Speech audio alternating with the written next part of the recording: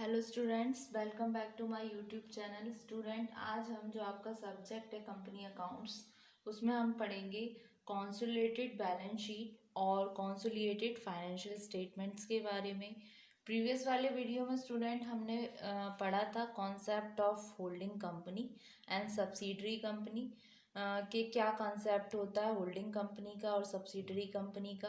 Previous वाले video में मैंने आपको बताया था जो कंपनी अक्वायर करती है मोर देन 50% शेयर्स वो कहलाती है होल्डिंग कंपनी या फिर पेरेंट कंपनी, और सब्सिडरी कंपनी होती है जिसपे लेस देन 51% शेयर होते हैं, यानी कि वो 49% भी हो सकते हैं, 48% भी हो सकते हैं। ठीक है, जो पेरेंट कंपनी होती है वो कंट्रोल करती है बोर्ड ऑफ डायरेक्टर्स पे और 51% शेयर्स। ठीक है, वो होती है आपकी होल्डिंग कंपनी। तो आज के वीडियो में हम डिस्कस करेंगे कॉन्सोलिडेटेड बैलेंस शीट को। कॉन्सोलिडेटेड यानी कि मिश्रित बैलेंस शीट का मतलब आर्थिक चिट्ठा। जो मिश्रित आर्थिक चिट्ठा है वो क्या है, वो एक स्टेटमेंट है जो रेफर करता है बैलेंस शीट को और फाइनेंशियल स्टेटमेंट को, जो प्रिपेयर किए जाते हैं ग्रुप के द्वारा। ग्रुप कौन से हो गए आपके, होल्डिंग कंपनी और सब्सिडरी कंपनी का मिलकर बनता है ये कॉन्सोलिडेटेड बैलेंस शीट, इस वे में कि जिससे वो सारी वन हो जाए। ठीक है, एक हो जाए। होल्डिंग सब्सिडरी कंपनी एक या एक से ज़्यादा भी हो सकती हैं। मेन ऑब्जेक्ट क्या होता है प्रिपेयर करने का कॉन्सोलिडेटेड बैलेंस शीट को, कि ये इक्विटेंट करें शेयर होल्डर्स को होल्डिंग कंपनी के about the financial position of the subsidiary company. ठीक है, तो कॉन्सोलिडेटेड बैलेंस शीट और financial statements refers to such balance sheet or financial statements which are prepared by group कौन से हो गए आपके, holding company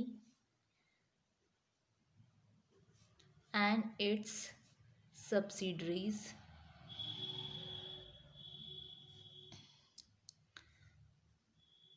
of companies in such a way as they all are one। ठीक है, the main object of preparation of consolidated account is to acquaint the shareholders of the holding company about the financial position of the subsidiary company।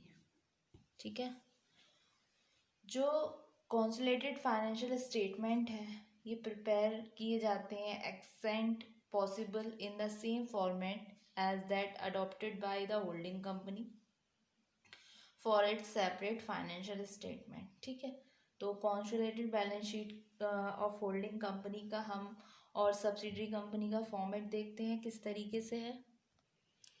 ये रहा consolidated balance sheet of holding company और इसकी subsidiary का format. इसको मैंने format बना लिया, सबसे पहले पार्टिकुलर्स, फिर नोट, फिर रुपीस। ठीक है, तो क्या क्या आते हैं, सबसे पहला हमारा हेड आएगा इसमें equity and liabilities. Equity and liabilities, इसमें क्या क्या आएंगे आपका, सबसे पहले आएगा shareholder fund as usual shareholders fund, जिसमें आता है आपका सबसे पहले share capital of a company, share capital of a holding company, holding company. फिर बी पॉइंट में आएगा reserve and surplus, reserve and surplus, जिसमें आएंगे आपके कंसोलिडेटेड रेवेन्यू रिजर्व। सेकंड आपका इसमें आ सकता है कैपिटल रिजर्व। फिर लेस क्या करेंगे इसमें, गुडविल, अगर कोई हुई तो गुडविल किसकी, सब्सिडरी कंपनी की। फिर थर्ड पॉइंट में आएगा आपका consolidated surplus of profit and loss, ठीक है। देन आपका माइनॉरिटी इंटरेस्ट, माइनॉरिटी इंटरेस्ट क्या होता है ये भी बता चुकी हूँ मैं। माइनॉरिटी इंटरेस्ट बैलेंस शीट में होता है विद इन इक्विटी, जो प्रेजेंट किया जाता है separately from the equity of the owners of the parent, ठीक है, जो किया जाता है सब्सिडरी कंपनी को, ठीक। Minority interest. फिर उसके बाद में आपका इसमें आएंगे non current liabilities, non current liabilities ये आएंगे सभी कंपनीज के। फिर आते हैं आपके current liabilities of all companies after deducting intercompany indebtedness और ट्रांजैक्शन। तो ये यहाँ पर फिर माइनॉरिटी इंटरेस्ट, देन आपका नॉन करंट लाइबिलिटीज, यहाँ पर आ जाएगा आपका टोटल, ये होगा आपका टोटल, ठीक है। ये हुआ आपका इक्विटी एंड लाइबिलिटीज का हेड। फिर दूसरा हेड आएगा आपका एसेट्स का। तो सेकंड हेड आएगा आपका एसेट्स। एसेट्स में क्या क्या आता है आपका, सबसे पहले आएंगे आपके non current assets, non current assets, जिसमें सबसे पहले आएंगे फिक्स्ड एसेट्स। फिक्स एसेट्स में कौन कौन से आते हैं आपके, टेंजिबल एसेट्स, दूसरा इंटेंजिबल एसेट्स, और सेकंड बी पार्ट में आपके आएंगे इसमें non current investment, non current investment.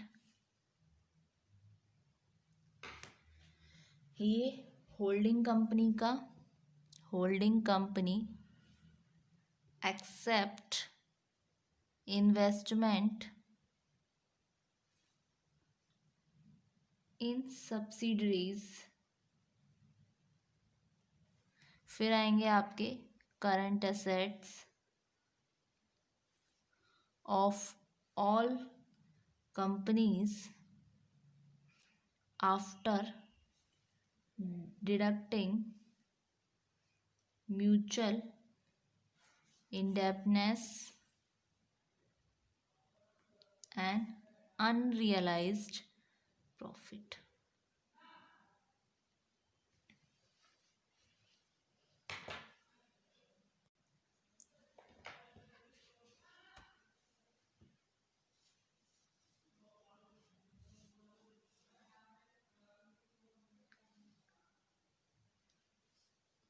फिर इसका कर देंगे हम टोटल। ये हुई आपकी consolidated balance sheet of holding company और इसकी सब्सिडरी कंपनीज की, ठीक है। एडवांटेजेस क्या क्या होते हैं कंसोलिडेटेड बैलेंस शीट के और फाइनेंशियल स्टेटमेंट के। सबसे पहला इसका एडवांटेजेस होता है कि सिंगल सोर्स डॉक्यूमेंट है।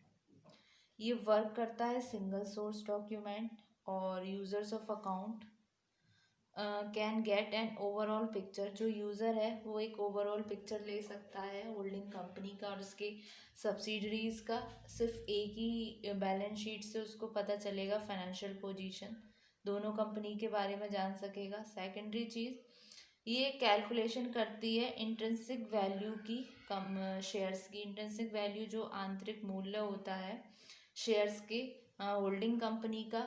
इससे हम यूजुअली कैलकुलेट कर सकते हैं डायरेक्ट वे में कंसोलिडेटेड बैलेंस शीट से। फिर इसका एक एडवांटेजेस और है कि ये प्रॉपर वैल्यूएशन करता है होल्डिंग कंपनी का। कंसोलिडेटेड बैलेंस शीट जो है वो प्रोवाइड करती है एक कॉम्प्रहेंसिव फाइनेंशियल पोजीशन, जिसके बेसिस पे इन्वेस्टर्स और क्रेडिटर्स जो हैं एक प्रॉपर वैल्यूएशन कर सकते हैं। और उसके अलावा एक प्रॉपर बेस है ये एक्विजिशन ऑफ सब्सिडरी के लिए। माइनॉरिटी इंटरेस्ट जो होता है वो बैलेंस शीट में वो इंडिकेट करता है worth of outside share holders की, कि क्या वर्थ है आउटसाइड शेयर होल्डर्स का सब्सिडरी कंपनी के, जिससे कि ये एक यूजफुल बेसिस बन जाती है प्राइस डिटर्मिनेशन के regarding at the time of acquisition of subsidiary company by holding company. उसके अलावा जो आर ओ आई है रिटर्न ऑन इन्वेस्टमेंट होता है सब्सिडरीज पर, वो मेजर्ड होगा इन टर्म्स ऑफ डिविडेंड। ठीक है, तो ये इसका कुछ एडवांटेजेस होते हैं। तो एक बार इसका फॉर्मेट हम देख लेते हैं क्या आता है इसके फॉर्मेट में। सबसे पहला हेड है आपका as usual equity and liabilities, जिसमें आपके shareholder fund, share capital of holding company. ये जो आपका फॉर्मेट है ये एज पर अकाउंटिंग स्टैंडर्ड 21 के हिसाब से है, जिसमें इंक्लूड हो रहे हैं आपके कंसोलिडेटेड बैलेंस शीट। और ये आपका मेंशन कर रहा है कंपनीज एक्ट 2013 को, ठीक है, जो कि दिया है शेड्यूल 3 में। तो ये प्रिपेयर होगा उसी फॉर्म में, उसी मैनर में जो आपका शेड्यूल 3 में है। तो ये जो फॉर्मेट है ये गिवन है आपका बैलेंस शीट का। ठीक है, एक बार इसको हम गो थ्रू करते हैं।